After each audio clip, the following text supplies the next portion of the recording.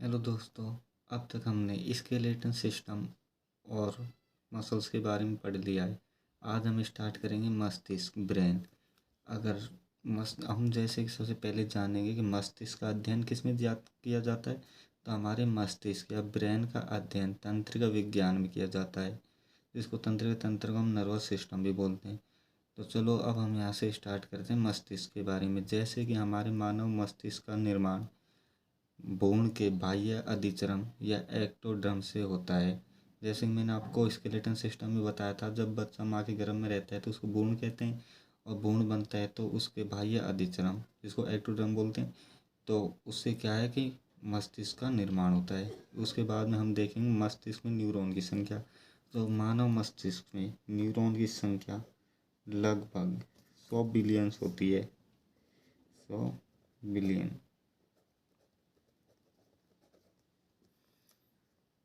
Pen दूसरा ले लेता हूँ। फिर इसके बाद में हम देखेंगे मतलब मानव मस्तिष्क में न्यूरॉन की संख्या तो कितनी होती है, 100 बिलियन। और जिनमें से केवल मतलब मानव मस्तिष्क मतलब 100 बिलियन न्यूरॉन पाए जाते हैं, जिनमें से मानव अपनी लाइफ में अगर हम ज़्यादा से ज़्यादा बात करें तो 15% मतलब कि 15 बिलियन न्यूरॉन ही सक्रिय कर पाते हैं।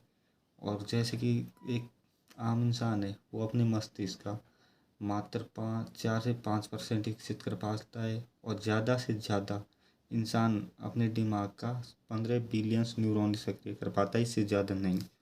और जैसे कि अब यहाँ से हम बात करें ये न्यूरॉन, तो ये न्यूरॉन रहते हैं, ये कब बढ़ते हैं, तो ये न्यूरॉन है ना, जो बच्चे के जन्म से मतलब कि बच्चे के, यहाँ पर हम लिखते थे बच्चों के जन्म से, या हम लिख सकते हैं 0 से 5 साल।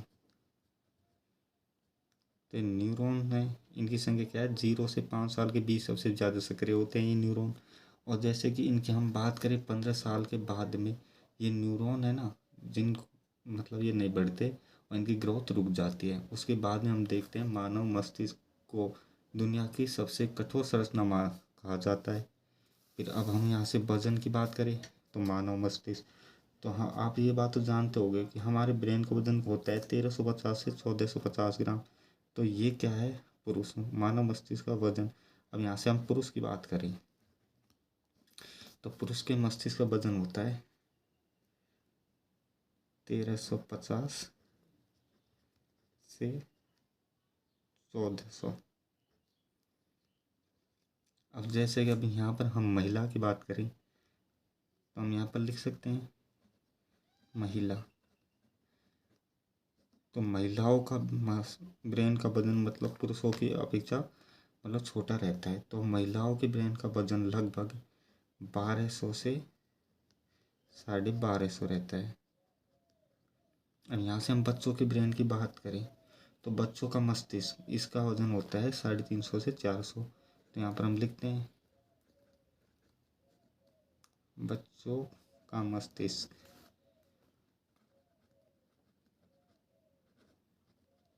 तो बच्चे के मस्तिष्क का वजन होता है 350 से 400 ग्राम।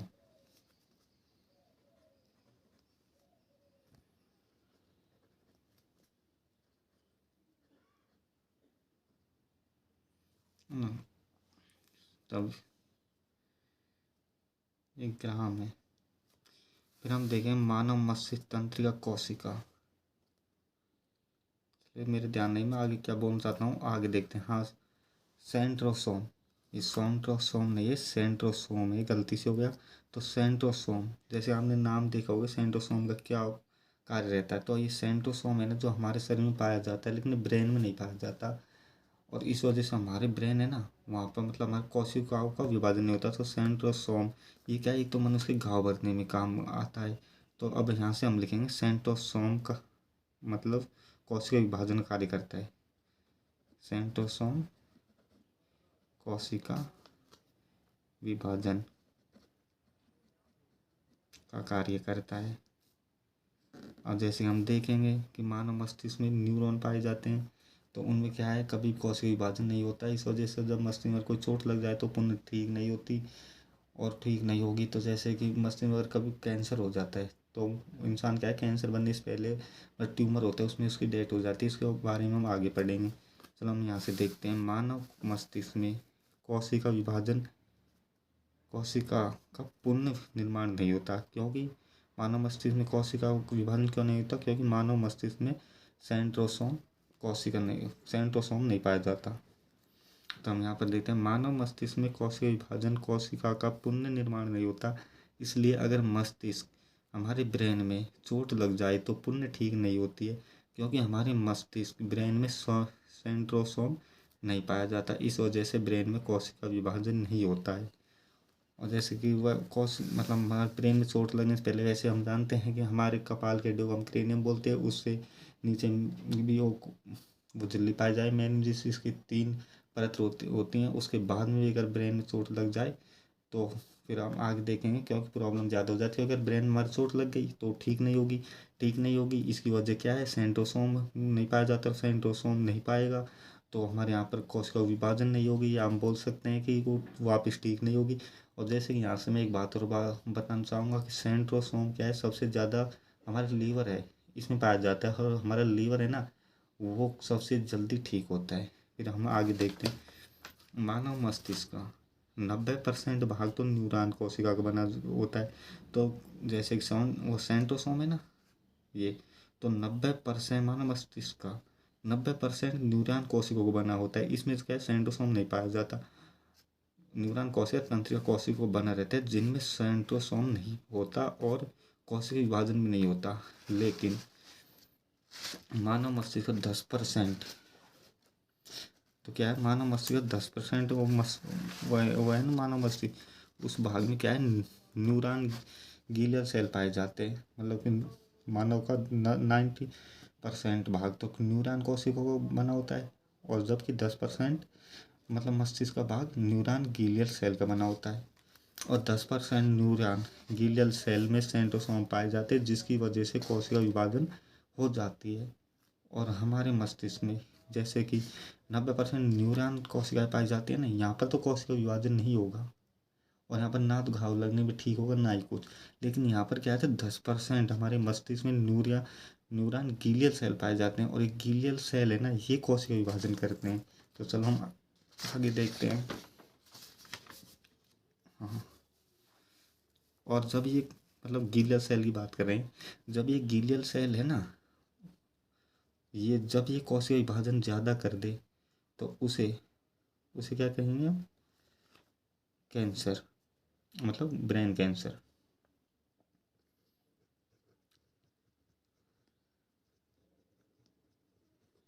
जब मतलब ये क्या है, हमारे मस्तिष्क में मतलब ये गीलियल सेल है, जो अगर ज़्यादा विभाजन, कोशिका विभाजन ज़्यादा कर दे तो हमारे मस्तिष्क में मतलब कि जो बीमारी होती है उसको हम बोलेंगे ब्रेन कैंसर हो जाता है। लेकिन क्या है कि ब्रेन कैंसर में फर्स्ट स्टेज को ही कहते हैं। मतलब कि जब मानव मस्तिष्क से ब्रेन ओ कैंसर होता है तो क्या है, हमारा ब्रेन इतना नाजुक होता है कि मतलब ब्रेन का मतलब फर्स्ट स्टेज है ना, उसमें मतलब आदमी की मृत्यु हो जाती है। और उसको क्या है, कैंसर नहीं बोलते, उसको पहले तो ट्यूमर बोलते हैं। ट्यूमर में ही इंसान की मृत्यु हो जाती है।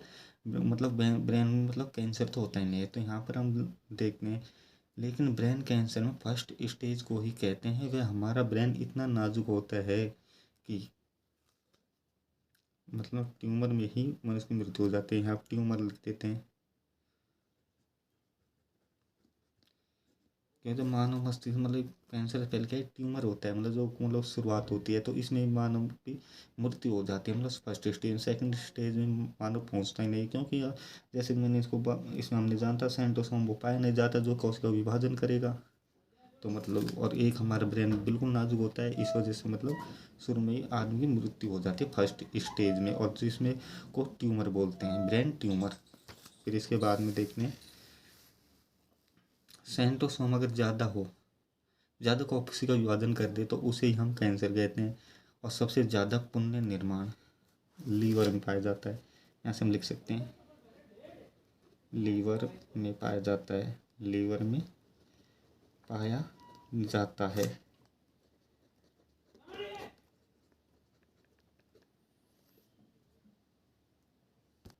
जैसे कि हम यहाँ से बात करेंगे तो हमारे ब्रेन मतलब सूचनाओं को कौन ले जाता है, हमारे ब्रेन से ले जाती है तंत्रिका कोशिका ने, तो किसके द्वारा ले जाती है, तो हमारे ब्रेन में सूचनाओं को सोडियम ले जाता है और हमारे पसीने आने पर मतलब सोडियम बाहर निकलता है। तो यहाँ पर हम लिखेंगे सोडियम, सोडियम बाहर निकलता है और ज़्यादा सोडियम बाहर निकल जाए तो हमें चक्कर आने लगते हैं। ज़्यादा सोडियम बाहर निकल जाए तो हमें चक्कर आने लगते हैं। फिर अब देखें हम सबसे बड़ी कोशिका, नहीं ये तो क्या है, मतलब तंत्रिका तंत्र मतलब मानव शरीर की सबसे बड़ी कोशिका है। तो यहाँ पर हम ये भी लिखते हैं सबसे बड़ी का कोशिका न्यूरॉन सेल है। चलो, सबसे बड़ी कोशिका न्यूरॉन सेल है।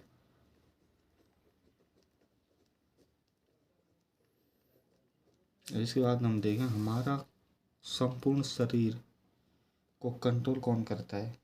हमारे संपूर्ण शरीर को मतलब तंत्रिका तंत्र कंट्रोल करता है। तो हमारे संपूर्ण शरीर को कंट्रोल करने का कार्य तंत्रिका तंत्र करता है। कंट्रोल करने का कार्य तंत्रिका तंत्र का है, तंत्रिका तंत्र का है। फिर इसके बाद यहाँ पर करने का कार्य तंत्रिका तंत्र का, हाँ तंत्रिका तंत्र का। और तंत्रिका तंत्र का अगर हमसे पूछे कि मेन हिस्सा कौन सा है, तो तंत्रिका तंत्र का मेन हिस्सा हमारा मस्तिष्क है, ब्रेन। तो यहाँ पर हम लेंगे तंत्रिका तंत्र का सबसे मेन हिस्सा मस्तिष्क या ब्रेन, मस्तिष्क या ब्रेन, मतलब मस्तिष्क में ब्रेन बोलते हैं। अब यहाँ से देखेंगे हमारे ब्रेन की रक्षा हमारी कपाल की 8 हड्डियों का ग्रुप करता है। जैसे कि हमारा कपाल मतलब हमारा ब्रेन है जो हमारे कपाल की 8 हड्डियों में सुरक्षित रहता है, तो उन हड्डियों को मतलब ग्रुप को क्या बोलते हैं, क्रेनियम, तो जिसे हम क्रेनियम कहते हैं। और हमारे कपाल की हड्डियों में फाइबर जॉइंट पाए जाते हैं जो बहुत मजबूत होते हैं, इन्हें हम रेशेदार जोड़ भी कहते हैं। जैसे कि हमने स्केलेटन सिस्टम में पढ़ा था कि हमारे मस्तिष्क मतलब हमारे ब्रेन मस्तिष्क की सुरक्षा कौन करती है, हमारे कपाल की हड्डियाँ। वैसे तो खैर हम आगे देखेंगे कपाल के बाद में मतलब हमारे यहाँ पर मेनिंजाई वो झिल्ली पाई जाती है, वो भी हमारे मस्तिष्क की रक्षा करती है। लेकिन यहाँ से मैं आपको बताना चाहूँ जैसे कि हमारे ब्रेन है तो मतलब यहाँ पर 8 हड्डियाँ है, तो 8 हड्डियाँ है ना जो मतलब मिलके मतलब हमारे कपाल की सुरक्षा करती है और जिसको हम मतलब क्रेनियम बोलते हैं। और हमारी 8 हड्डी के जो जॉइंट है ना उनको क्या फाइबर जॉइंट बोलते हैं और ये बहुत मजबूत होते हैं और इन्हें हम रेशेदार जोड़ भी कहते हैं। चलो अब हम आगे देखते हैं।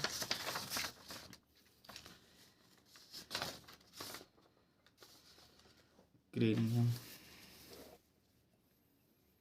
हाँ तो क्रेनियम हड्डी के नीचे हमारे मस्तिष्क की सुरक्षा मेनिंजेस झिल्ली करती है। जैसे कि हमने देखा था हमारे कपाल की हड्डियाँ जिनको हमने क्रेनियम बोला था, तो क्रेनियम हड्डी के नीचे हमारे मस्तिष्क की सुरक्षा मेनिंजेस झिल्ली करती है। अगर हमारे शरीर में चोट लगने पर क्रेनियम हड्डी से नीचे आ जाए तो क्या है, हमारी मेनिंजेस झिल्ली है ना उसमें चोट लग जाएगी। तो यहाँ पर हम लिख लेते हैं मेनिंजेस। तो क्या है, हम अगर हमारे सिर में चोट लग जाए, लगने पर हमारे क्रेनियम हड्डी है ये मतलब उससे सुरक्षा नहीं कर पाती किसी कारणवश, और वो हड्डी से नीचे अगर चोट लग जाए तो वो चोट कहाँ पर लगती है, मेनिंजेस पर। और जब मेनिंजेस झिल्ली में चोट लग जाए तो मेनिंजेस में चोट लगने पर क्या है, एक बीमारी हो जाती है जिसको मेनिंजोइड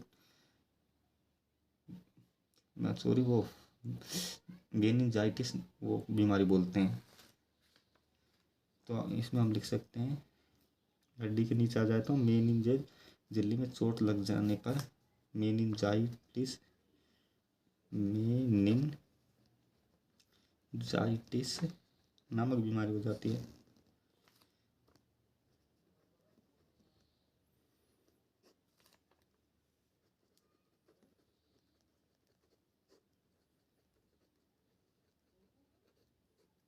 अब जैसे कि मैंने बताया था ये मेनिंजेस झिल्ली है ना, मतलब इनकी 3 परत होती हैं, इनको हम अभी थोड़ी बाद में पढ़ेंगे। लेकिन अगर मेनिंजेस मतलब झिल्ली को भी अगर पार कर जाए ना तो वो चोट सीधे हमारे ब्रेन में लगती है और ब्रेन में चोट लगने पर आदमी के जीवित रहने की मतलब कोई चांस नहीं है। 1% आप लगा सकते हैं जैसे कि, लेकिन अब जैसे हमने पहले पढ़ा था कि ब्रेन में मतलब कि चोट लग जाती है तो हमारे वहाँ पर वो कोशिका का विभाजन नहीं होगा, मतलब वो ठीक नहीं होगी, क्योंकि हमारे ब्रेन में सेंट्रोसोम नहीं पाया जाता है, और सेंट्रोसोम नहीं पाया जाएगा तो वो ठीक तो होगी नहीं, और उस घाव से हमारे ट्यूमर बन जाएगा और ट्यूमर में इंसान की मृत्यु हो जाएगी। हम यहाँ से आगे देखें, मेनिंजेस कोमल मस्तिष्क को बाहरी आघातों तथा दबाव से बचाता है। और हाँ, चलो हम बाद में देखेंगे हमारे मस्तिष्क में मतलब क्या है, पानी मतलब पाया जाता है उसके बारे में। तो हम पहले मेनिंजेस के बारे में जान लेते हैं। तो मानव मस्तिष्क को चारों ओर मेनिंजेस का आवरण पाया जाता है, मतलब कि हमारे मेनिंजेस झिल्ली पाई जाती है। और हाँ, जैसे मेनिंजेस कोमल मस्तिष्क बाहरी आघातों से तथा दबाव से बचाता है। और दबाव से कैसे कैसे बचाएगा, जैसे मतलब बाहरी आघातों से बचाने के लिए हमारे कपाल की हड्डियाँ भी है, और उसके नीचे मेनिंजेस झिल्ली पाई जाती है, जिनकी भी 3 लेयर होती है। तो 3 लेयर है ना, वो भी हमारे मस्तिष्क की सुरक्षा करती है। और इसमें लिखा है दबाव से बचाता है। दबाव से कैसे बचाएगा, तो हमारी मेनिंजेस तथा मस्तिष्क के बीच में सेरिब्रो स्पाइनल द्रव्य भरा होता है, जो मानव मस्तिष्क की गुहा में भी इसी द्रव्य से भरी रहती है। यह हमारे मस्तिष्क को नम बनाए रखने का कार्य करता है। और मतलब दबाव से कौन बचाता है, सेरिब्रो स्पाइनल द्रव्य। अब यहाँ से हम देखेंगे मानव मस्तिष्क के चारों ओर मेनिंजेस का आवरण पाया जाता है। जैसे कि मेनिंजेस आवरण में बताता हूँ, जैसे कि हमारे यहाँ पर तो कपाल की हड्डियाँ लगा लेते हैं हम। ये तो क्या है, हमारे 8 जोड़ी कपाल की हड्डियाँ मतलब क्रेनियम है।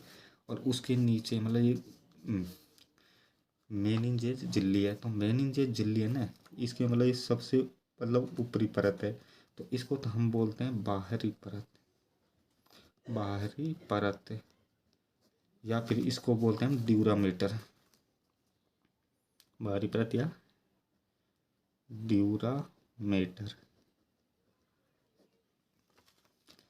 चलो मैं इंग्लिश में भी लिख देता हूँ,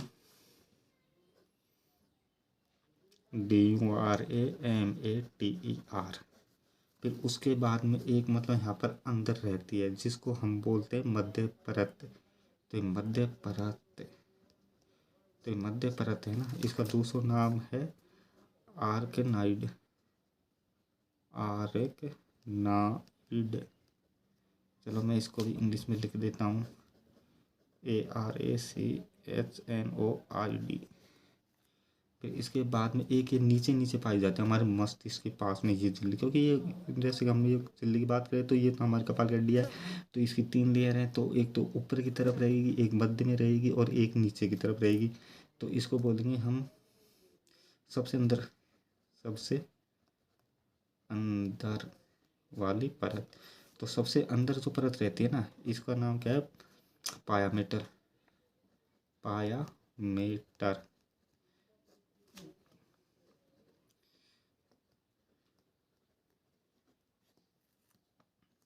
दोस्तों अब हम देखते हैं